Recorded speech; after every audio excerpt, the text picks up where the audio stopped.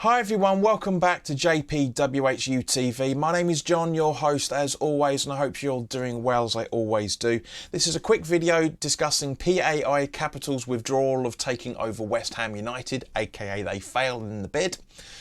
As always guys, this video is sponsored by the channel sponsor 3retro.com. Please click the link in the description below that will take you directly through to the West Ham section of their website, where you can purchase some really nice retro gear, guys, as you can see from the icon that's up here. Where is it? There even. I'm using OBS to record this time round because my editing software is on the fritz, unfortunately. It's not working to the extent that it should be. As always, once any purchases you make through the link in the description below, the commission that the channel would normally be getting, I'll be sending directly on to Iron Supporting Food Banks, the charity within the Newham area that are helping those within the Newham area that are reliant on food banks. So guys, go grab yourself a really nice retro shirt. You'll be saving 10 to 15 quid depending on what you're purchasing, and you'll be going to help those that are less fortunate than you and I. Right, so let's talk about it. PAI basically have failed in taking over West Ham, as it was confirmed in the press and by Tony Cotty's Twitter account, the official statement yesterday afternoon / evening. Basically, I'm not surprised in any shape or form. The reason why we hadn't heard anything over the last 3 to 4 weeks is because they did things right second time round. They did a complete confidentiality agreement with David Sullivan, and that's why we haven't heard anything until yesterday. Now, what they said their investment plan was, I mean, we know obviously about they wanted to purchase the stadium to make it completely West Ham, blah, blah, blah, but it was serving their own interests as well, for that matter, because as I discussed previously, PAI Capital own a lot of the houses in and around where the Carpenter's Arms are, so all they're interested in, really, the long-term goal is to have as much property in Stratford as possible.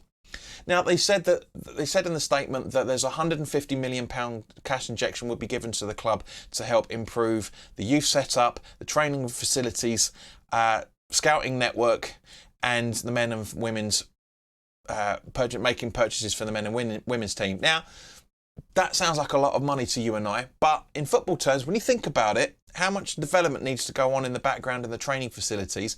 How much that's going to cost to get people involved in setting up a proper, legitimate, next level training, scouting network, plus investing more money into the youth setup to make sure we get more youth players coming through, and having money available for the January and summer windows for the men and women respectively. 150 million quid's not all that much money. It really isn't. I don't think it's that much more than what we're currently playing with. So, but you never know. We'll never know, will we, really, to be honest? We'll never really know. And they also said in the statement, where is it, that they also wanted to go into the club would own the London Stadium, be part of the joint venture, blah, blah, blah, blah, blah, blah, blah, blah, blah. All existing shareholders. Now, actually, do you know what? I'm not going to read that out. That's not really relevant. My opinion on this is the fact that we don't really care. We all kind of saw this coming. We're all hoping that they weren't. A lot of us were hoping that they wouldn't actually purchase the club, because they were going about it the wrong way. They were saying the wrong things, as we talked about with the Talksport interview. So in general, I'm not really bothered either way. I don't really care. At the end of the day, I do care that it's been resolved. I'm happy with that. We can move on. We can purely focus on the football club and how well we're doing. And yeah, we'll just have to wait and see what happens. The statement does say that David Sullivan said it wasn't the right time to sell the club because the players were doing so well. I understand his point of view. Don't agree with that. I still think he needs to go as soon as possible. But that's my personal opinion. And also, for that matter, the statement does also go on to say that we are still going to be in and around when David Sullivan does decide to sell the club. So maybe in 2 years' time, maybe we would need that. My only drawback on this is the fact that we're still in debt. We've still got a shitload of debt.